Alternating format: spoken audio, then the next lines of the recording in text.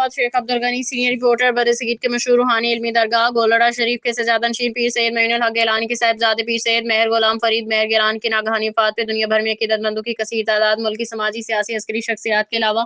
خانقاہوں کے پیران اعظام و جملہ مقبرہ فکر کے علماء کرام کی لاکھوں کی اجتماع بروز جمعہ بعد از نماز جنازہ مرحوم کے والد سجادہ نشین درگاہ گولڑہ شریف پیر سید معین الحق گیلانی نے پڑھائی، جبکہ ملت اسلامیہ کے لاکھوں علماء دانشوروں نے شرکت کر کے ان کے جد امجد حضرت پیر مہر علی شاہ گیلانی کی دینی خدمات و فتنہ قادیانیت کو کچلنے کے عظیم کارنامے کی یاد تازہ کرتے ہوئے ان کے چشم و چراغ کی آخری رسومات